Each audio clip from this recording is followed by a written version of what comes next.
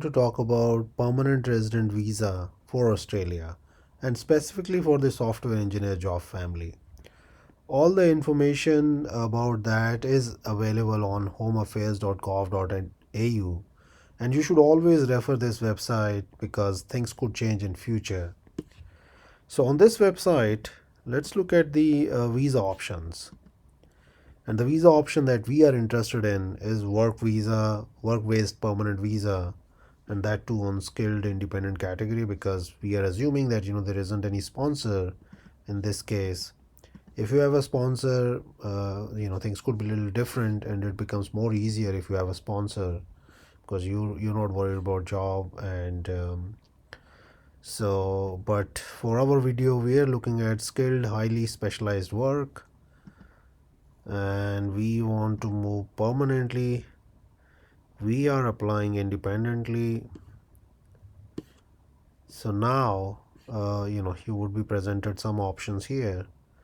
So let's go to the details. For our video, we are looking at this particular the stream, which is points tested stream, and not the other categories for subclass 189, which is for New Zealand citizens and Hong Kong. And it also tells you how much cost and everything it is going to cost. So that information is also available here. More specifically, because it is points tested stream, that is where I want to focus in this video. This is the high level workflow. So before you apply for the expression of interest application, which is an application which says that I'm interested and I have these many points, and somebody from the immigration department would review your application and then request you for the invitation for visa. Okay, so first step is that you're going to check whether you are meeting 65 points and your occupation is on the skilled occupation list. And I will tell you, from where you can see that. So skilled occupation list is this one, and you can check whether your occupation is on the skilled occupation list or not. Since we are interested in software engineer, we will check whether software engineer is in the skilled occupation list or not.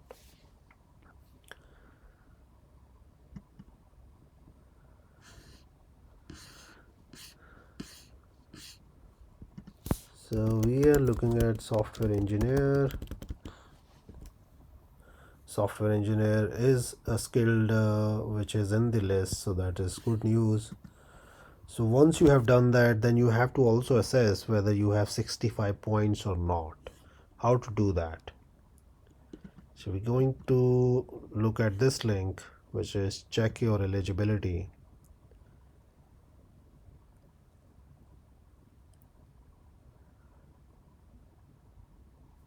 And in that, there are many ways you can check whether you are going to meet the points or not. Points calculator is one.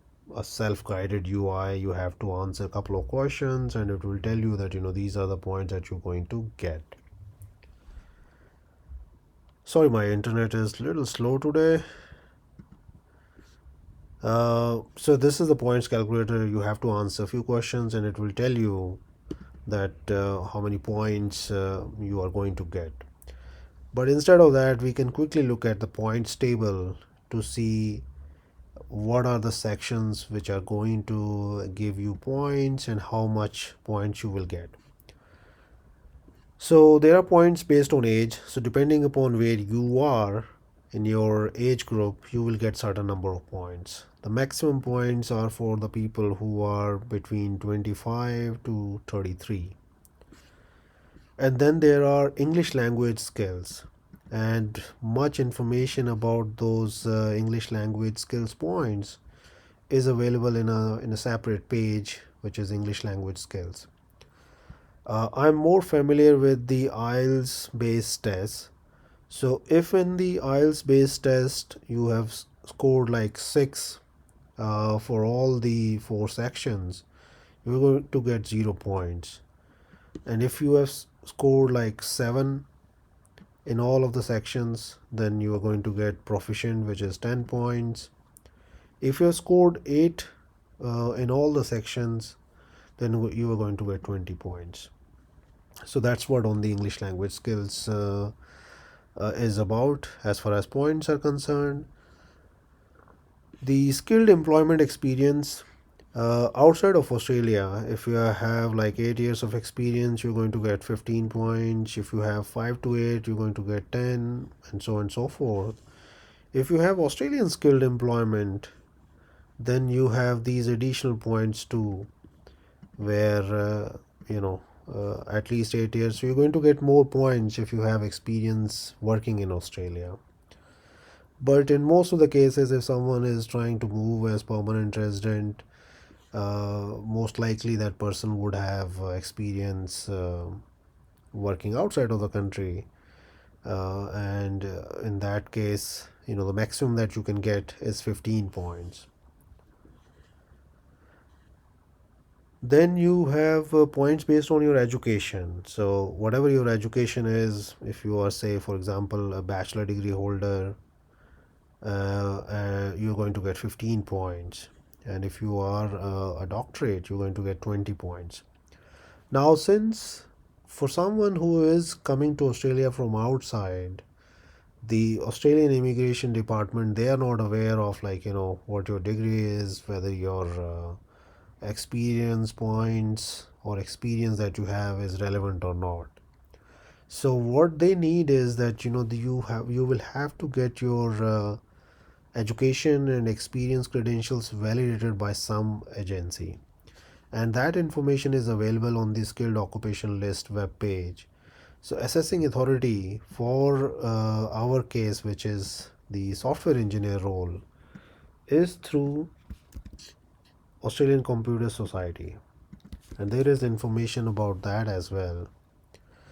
On their website, you can create a profile page for yourself and request for experience and education verification. Once they have verified, you will get a letter stating that, out of the experience that you submitted to them, how much of that experience they think is relevant for the software engineer role, and what they think about your education, whether they think that it is a bachelor degree or something else. So you will get a letter, and once you have got that assessment, you can calculate your points more confidently. For example, if ACS says that yes, your bachelor degree is considered as a bachelor degree, you're getting 15 points.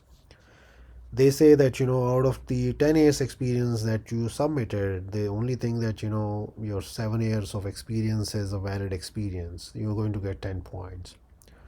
Now, how to prepare for that type of assessment? So clearly, one thing that you have to think about is that your experience letter. I mean, I think the degree certificates is one thing. As long as it is written in English, it is good, because that's what the ACS team will also look at. If it is in some other language, then you would have to get it translated, attested by some proper authorities, and send it to ACS. But degree certificates is more trivial in comparison to the experience part, because in the case of experience, if you have moved from one organization to another organization, your previous organization's experience letter will be just more like a relieving letter that just says that yes, you were working as a software engineer there. But the ACS organization, they are interested in assessing whether whatever you were doing is relevant in the software engineer role or not. So as long as your experience letter or the relieving letter for previous company says that these are the things that you were doing, you are good. If that letter does not say all these things very clearly, then the very good thing that you could do is that you could get some affidavits from your senior colleagues from the previous company that says that they know you because you were working in the same team or something like that, and you were performing these roles. So this is the thing that you should do. And After creating those affidavits along with your relieving letter, all of those things should go in your ACS application. You should also consult someone with the ACS team that you have this and you're thinking of this type of affidavit.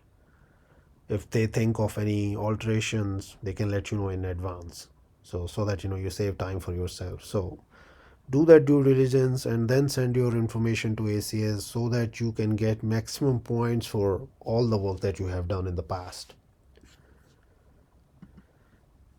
Okay, so that's so much on the experience and education, and accordingly you should add those points to your own checklist. If you have any other you know specialist education, that should also help you give more points, so you should also look at that. And if you have studied in Australia, those things would also give you more points. Partner skills are very important, so you should also get the English language assessment for your partner and the skills assessment for your partner as well, so that you can very confidently get these 10 points as well. So that's pretty much it is. Once you are confident, you have got the assessments done, and you see that you are going to score more than 65 points or at least 65 points, then you should go and apply for the expression of interest, and the link for that also is available through this website itself. Let me just find that for you. uh,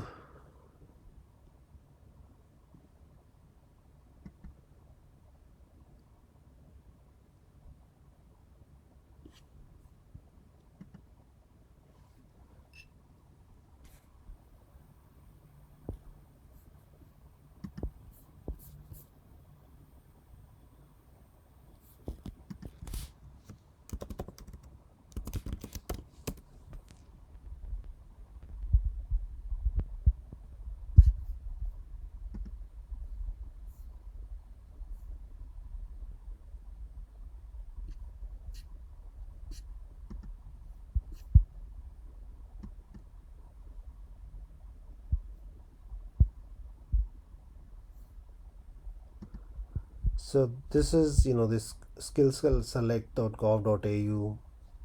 You would have to create an account in on this website and then apply for your expression of interest application. Once everything checks out, they would send you an invitation to apply for visa, and that's where you will have to provide all the documents which you have would have done as part of your points calculation. You need to have your education experience validated. You need to have your the English language test. The English language test for the case that we have discussed. So if you have taken a test like 2 to 3 years back, that is still valid. So look at those expiry dates for your English language tests as well. And once you are confident, apply for the visa.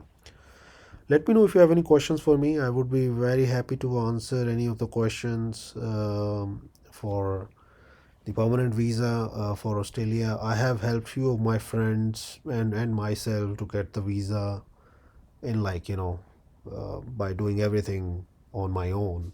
So it's not a very complex process. You should not be going to agents who would charge you good amount of money, because this is pretty self-explanatory. It's not very complex to do. All right. Thank you very much.